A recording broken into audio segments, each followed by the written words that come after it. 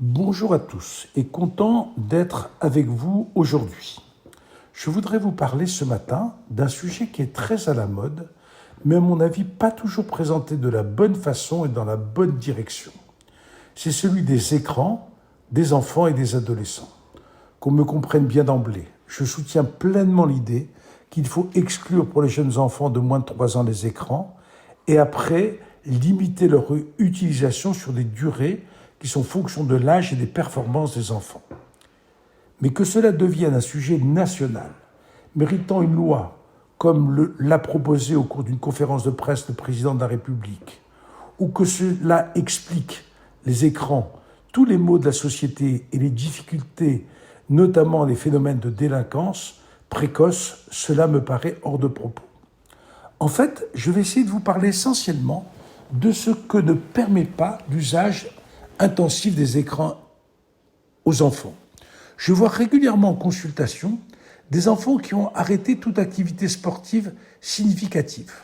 La raison invoquée est le trop de travail scolaire et la raison essentielle est le temps passé devant les écrans. Ils restent calfeutrés à la maison. C'est un effet collatéral négatif considérable quand on connaît l'importance de l'activité physique dans le développement métabolique, intellectuel et immunitaire d'une activité physique régulière. Le deuxième point important, c'est ce qui a été mis en avant dans les médias il y a quelques jours, mais que tout le monde pressentait. C'est l'effondrement du temps de lecture des enfants.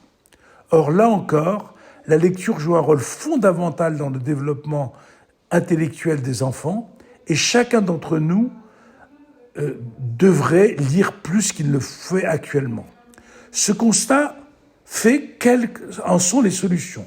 Il m'arrive très souvent de négocier avec des grands enfants, déjà en classe primaire ou au collège, un temps d'écran en fonction d'un temps de lecture et d'un temps de sport. C'est un équilibre qu'il faut trouver et que finalement les parents et les enfants acceptent bien. Le dernier point que je voudrais souligner, c'est le degré d'isolement que provoque l'abus de ces écrans. Merci de votre attention et bonne fête quelques jours à l'avance.